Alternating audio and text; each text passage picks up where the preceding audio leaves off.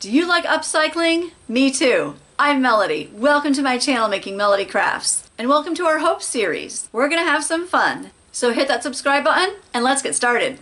We are down at the craft table ready to start our Hope series. I'm so excited for this. I have collected these different letters over the past several months at different secondhand places and thrift shops. So in each series, we're going to decorate one of the letters in various different ways. Let's move some of the things out of the way, and then I'm gonna show you what we're gonna do. All right, what we're gonna be doing today is we're gonna gesso this first. So we're gonna put a layer of gesso on. So we're gonna get that done, and then this is what we're gonna be decoupaging onto it. So we're gonna be decoupaging today. And there's the little logo.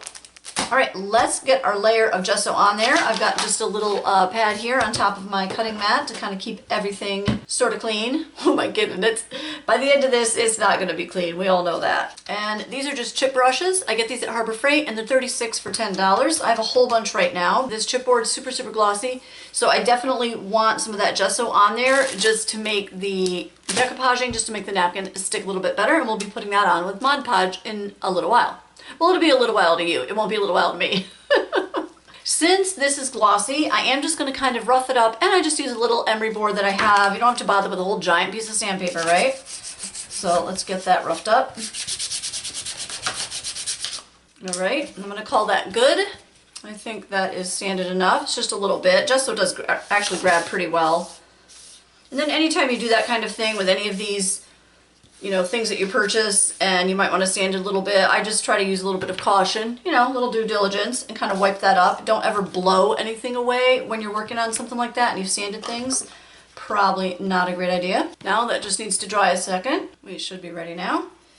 So it might be hard to see it, but there is a whole bunch of gesso going on here. I've got a layer of gesso on there now, and I'm just going to kind of prop this up a little bit and let it dry, and then we'll come back, we'll flip it over, and we'll do the other side. All right, this side is dry. Now I'm going to go ahead and flip that over and paint the other side. I got you zoomed in a little bit there so that you can just see a little bit better what I'm doing. Just getting on a good coat, and this isn't really going to be seen once we decoupage that napkin on. You're not going to notice this. And I've got another decoupage video where I made this. If you want to see that, I'll link it here. If not, you know, you don't have to. I'm gonna get that center part all the way across, and then we'll do this. So we do the center part first, then the long part just looks nicer, I think. So we've got a good layer on this side, and I'm gonna finish that up and then let this side dry. All right, our gesso is all dry. I did use my heat tool on that just to kind of speed up the process, but it's actually been about 30 minutes since I did that. So we're good to go with that. Now let's get a layer of Mod Podge on there.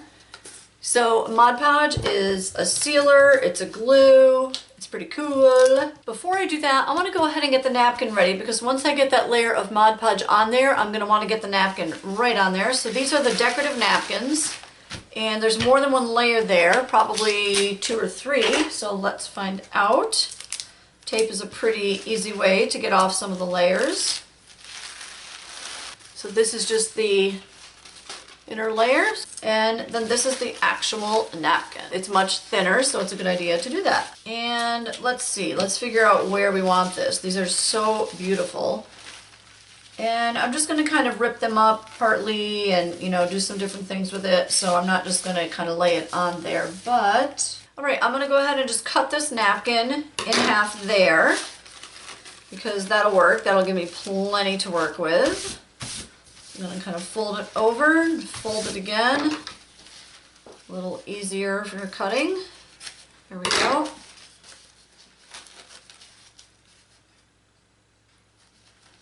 Oh, I thought, look at that. I thought there wasn't another layer, but sure enough, there is. So I'm glad I found that out. So there were 2. I thought there was probably more, but sure enough. So yep, that'll be much, much better. Oh gosh, it's just so pretty, isn't it? Now, as I'm looking at the letter through here, I'm just gonna kind of, you know, put it on here so you can get a feel of it. I'm gonna make this a little bit darker underneath, because I don't want that stark white. I want it a little bit darker. So I'm gonna go ahead and get some Ranger Archival, and we're gonna put that on there. All right, so I've got my Ranger Archival, and in the brown, well, it's sepia, but I just call it brown. So it is permanent and waterproof, so this is one I really like to use. And I'm just gonna kind of use the chip brush and just make this match a little bit more with what I'm going for with the napkin and all that. Just push some of that white back. Kind of brushing it on, and then also kind of using like a stenciling thing. I kind of just want to hit the edges here to make them be a little bit more brown. I think that'll be a really nice effect underneath the napkin. I'm so super thrilled about this series, so excited. All right, so this is the difference that we've got. Can you tell? So this one is a little bit more brown, and this one is obviously still very white. So this is what we've got so far. Pretty neat. You can kind of see there now, right? See the brown there. So that's just kind of what I want to do there. I just want to push some of that white away. I could have painted it with a different colored gesso, but I like to go with the white, and then I can just use any of the inks that I have to change that. And the Ranger Archival is great because it's a permanent ink. It's dye ink, but it's oil-based, so that's pretty neat. Let's flip it over here and get the other side done as well. So I used my chip brush to do most of this and just kind of, you know, giving it a little bit of a light color there. And then I just went ahead and grabbed my dauber, and I'm just using that to kind of hit the insides here a little bit just to have more of that white push back. All right, now that's all set. Now we're gonna get a layer of our Mod Podge on here, and then we're gonna get our napkin down. All right, here we go. So I'm gonna get a layer down on this side. There's a little something there. And it's a good idea if you're doing any decoupaging to have, some paper towels handy or some rags, or in my case, I just like to have baby wipes on hand, but you know, just whatever it is that you'd like to have. I'm gonna work a small section at a time here, and then this dries in about, 15 or 20 minutes. This is the matte Mod Podge. I've never had the gloss. I don't know how that one is, but I like this. It still is a little glossy. It's just not super shiny, even after it dries. That's just my dog that you hear. We've had quite the day today. Some home improvement projects going on and lots of different things going on. So I'll be right back after I take care of the dog. All right. So let the dog in. So that's a fairly thin coat, and that dye ink dries pretty quickly, so I'm not too worried about that. I love that bird's nest. It's so beautiful, isn't it? Oh, really neat. It's just so pretty. So that's what we've got so far. So as you can see, we're just on this one spot here on the H. And I'm going to add a piece to the bottom there. I kind of like it when things are torn apart and pieced together. I just think it's more fun. So now let's get another layer on the top, and now really carefully. Yeah, I like how that looks. Just going to get a little more here on the edge because I can't remember if I even got Mod Podge here on the edge. And then I'm just going to kind of get my napkin over here. If I didn't mention it already, Mod Podge is non-toxic, so that's pretty great. I have eczema, try to raise eczema awareness on my channel. So this is kind of coming off here. It's kind of tearing, which I actually don't mind because I do want to do that later. I'm just going to take that right now. There we go. Yeah, I think in my last couple videos I've had a Band-Aid on. I just kind of caught my knuckle on a drawer.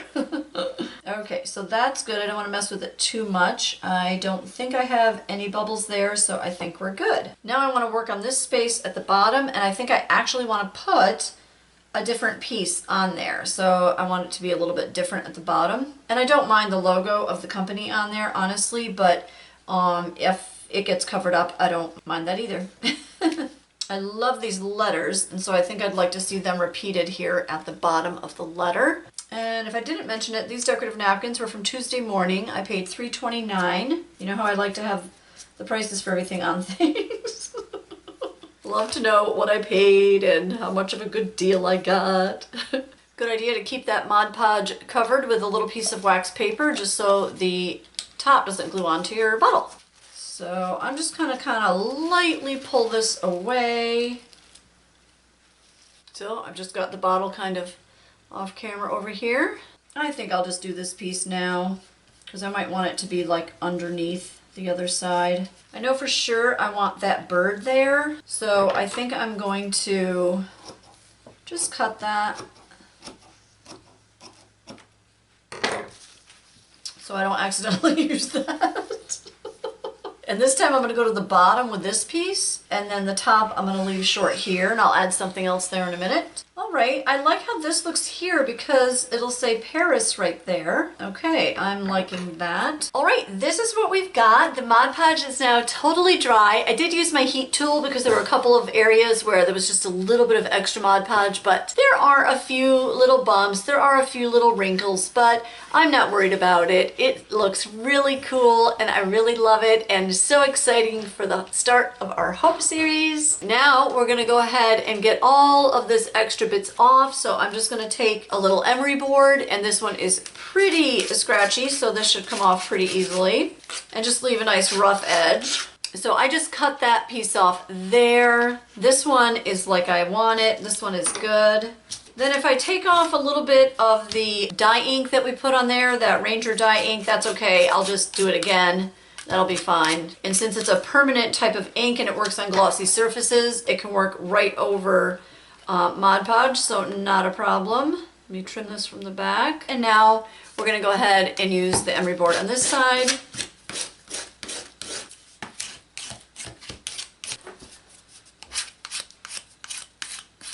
So some of that letter actually started to come up, the letter itself. I'm gonna repair that with my Scotch Create 3M. There we go. Okay, pretty cool. Now I'm just kind of looking at it from the back just to see whatever other areas I didn't get yet. Just got a little bit more here that I want to get off.